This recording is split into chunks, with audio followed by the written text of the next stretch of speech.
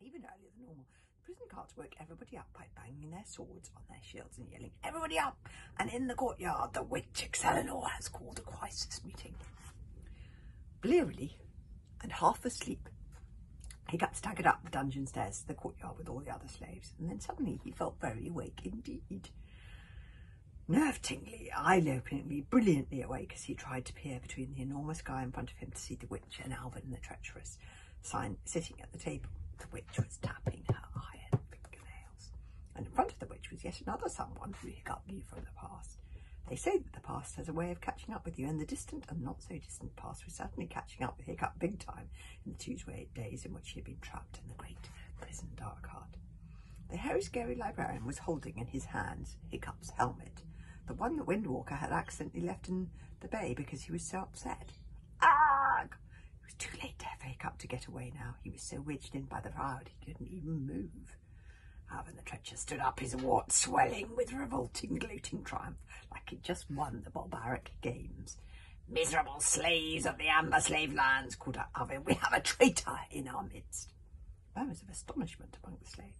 "This morning," continued Alvin, "one of our trusty slaves, Harry here, was out in the bay of the Dragon's Graveguard, cleaning up after the Dragon Rebellion to attack, when he discovered this helmet. My warriors told me that this was the very helmet that was worn by that traitor Hiccup Prentice III when they last found him undoing the dragon traps." "Oh, for Thor's sake," thought Hiccup a little bitterly, "I never liked that. I knew I never liked that helmet. And we've also recently discovered a secret door that opens onto a drainage tunnel that leads directly into the prisons from outside." "Hang on," thought Hiccup. "That wasn't me. It was the burglar escape artists. They must have left the door open, which means," said the witch sulkily, "that somehow that tricksy little traitor of the Wilderwits has sneaked into this prison, the imposter, and he will be somewhere here among you slaves." Sensation in the courtyard, with everyone looking at one another and wondering who the traitor was. "Of course," purred the witch, "we could get everyone to try on the helmet and see if it fits. In which case I'll be fine," thought Hiccup slightly hysterically, because quite apart from being horribly itchy, that helmet never fitted. "But I," confided Alvin, "I've thought of a far neater plan. You see," said Alvin, "the reason that this traitor boy Hiccup can never be king like me is that to be a king you have to be strong and make tough decisions." "Hiccup is weak," sneered Alvin. "He's too soft to be a king." "Hiccup Prentice III," cried Alvin the treacherous. "Give yourself up or I shall kill this boy." Alvin the treacherous reached out with one arm and grabbed the nearest member of the hooligan tribe that he could see and held his wicked hook to the boy's throat. Now the boy he grabbed happened to be Slotloud. Alvin, you see, had forgotten that Hiccup and Slotloud were sworn enemies. He just knew that Hiccup was a member of the hooligan tribe and therefore would be sentimental about hooligans, and therefore grabbed the closest hooligan he could find. "Here, I say," objected Slotloud in astonishment. "I'm not a slave. I'm a warrior, and I'm your loyal subject, King Alvin. I was the one who told your mother about Hiccup having the slave mark."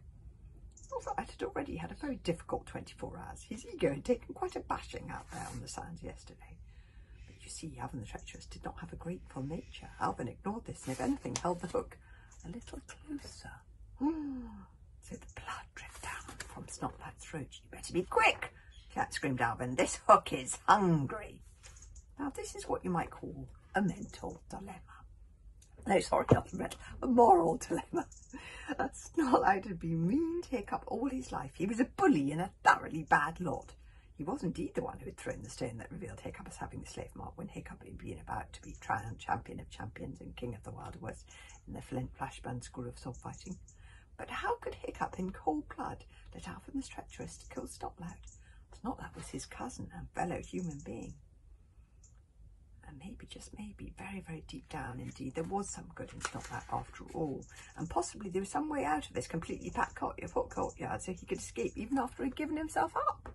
Hiccup was so hopeful. Hiccup sighed. "Maybe Alvin is right. Maybe I am too weak to be a king. I can't believe I'm doing this for Slotloud of all people." And then he put up his hand and shouted, "Okay, I give myself up. I am Hiccup Prentice III. I am the outcast." After a year on the run, it felt pretty scary to be finally revealing himself. "Aha!" said Alvin in satisfaction. He dropped a highly relieved Slotloud and looked out eagerly at the crowd of slaves. "I knew it!" crowed out Alvin. 3 rose back into the crowd, started the vast gasped in astonishment and tried to peer round to see where his son might be. Whiffy McSmelly! Surely you cannot be Hiccup! Yes, Hiccup shouted out through the large people who were boxing him in. It is me! But this is wonderful, cried Stoic joyfully, jumping up and down, trying to look over people's heads. Hiccup, you're alive! I can't tell you how relieved I am, my boy. I'm so sorry I didn't recognise you. I can't believe I didn't recognise you. Well, I was wearing my disguise, Hiccup shouted back to make him feel better. He took off his really not very cunning disguise of the eye patch and wiped off the remains of the dirt with the end of his sleeve. He couldn't remove the smell, of course.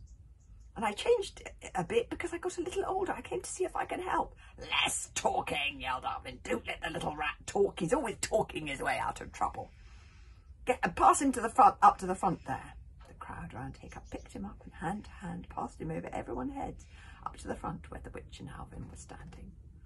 Oh yes, Hiccup, said Stoic, trying not to breathe in as he passed over his head. You're looking well, but adolescence has hit you hard, my poor boy. The body odour can be bad in its teenage years. Stink dragon, Hiccup explained, shaking his father's happy hand. Oh, that's nice. As he put by, so you wouldn't look at me too carefully. Oh, that's a relief, rattled Stoic. So off his balance, he did not know what he was saying. Otherwise, you'd have terrible trouble getting a girlfriend. Oh, but why are you here, Hiccup? We're going to have to leave them till tomorrow. But the visitor at the front of the crowd put Hiccup down gently in front of Alvin and the witch. I came to see if I could help, said Hiccup. I came to see if I could rescue you. Well done, Hiccup, boomed Gobber, giving a supportive thumbs up from the crowd. Very brave, coming here to rescue us. Yes, cried Stoic. Well done, son. I'm proud of you. Screamed the witch. Rescue you? How can a little rat this small rescue you? Search him, she screeched. I'll have to leave them there.